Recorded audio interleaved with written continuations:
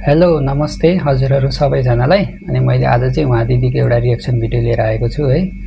उहाँ दिदीले चाहिँ हर्क साम्पङको कारणले गर्दाखेरि राई लिम्बूको इज्जत गयो भनेर भन्दै हुनुहुन्छ। उहाँको भनाइ के कस्तो लाग्छ हजुरहरूलाई हैन, आफूले आफ्नो भनाइ कमेन्ट बक्समा राख्दै दिनु होला। हवस् त, अनि यो भिडियो अब हेर्नु होला है त।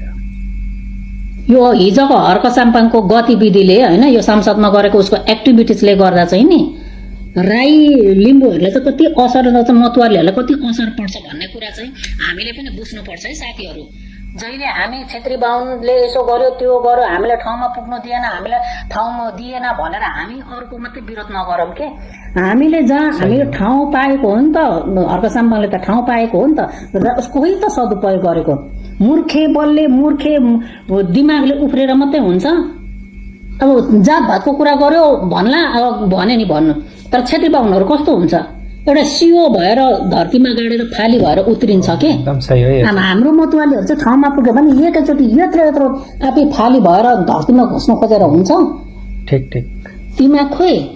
साँच्ची नै कसम भनेको यो हर्क साम्पाङको यो यस्तो गतिविधिले गर्दा नि हाम्रो यदि हाम्रो छोराछोरीहरू पनि त्यो ठाउँमा पुग्यो भने नि चान्स पाउँदैन होला जस्तो लाग्छ कि। अनि मान्छेको कन्सेप्ट के भइसक्यो र मान्छेको के दिमागमा के भइसक्यो भने यो राईहरू यस्तै हुन्छ, मूर्ख हुन्छ, राई लिम्बूहरू चिसो हुन्छ, मूर्ख हुन्छ भन्ने भइसक्यो के सबैलाई।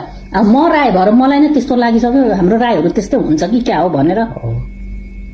एउटा दुईटा बल्ल बल्ल मरेर ठाउँमा पुग्छ, बेहोरा त्यसो देखाउँछ अनि भुत्राको सपोर्ट गर्छ। एकदम ठिक हो है।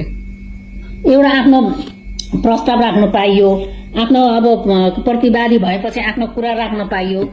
अन्त हर्के जस्तो मात्रै त छैन होला त त्यहाँ त सबै नम्र राम्रै सभ्य शैलीमा उयो गरिरहेछ।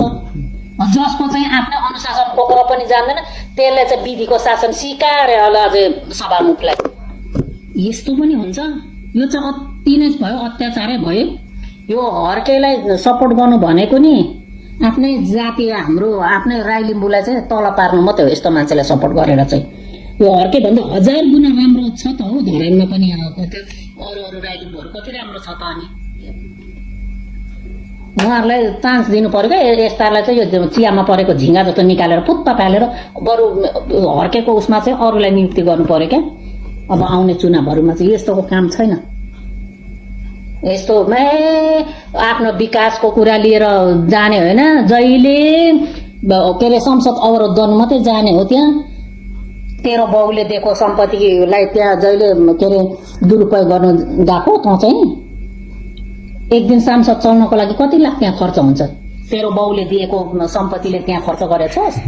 हामीले मरिमरि तिरेको हाम्रो रेमिटेन्स मरिमरि हामीले तिरेको करको सदुपयोग मैले चाहिँ त्यस्तै गर्नुपर्ने।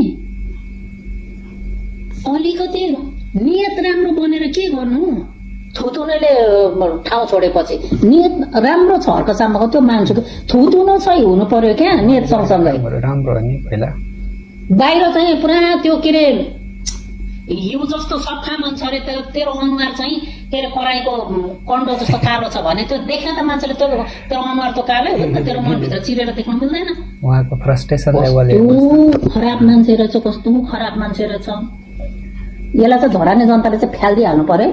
म चाहिँ हर्क साम्पाङको उसमा बरु अरूलाई नियुक्ति गर्दा हुन्छ आउने चुनावहरूमा। यस्तो काम छैन।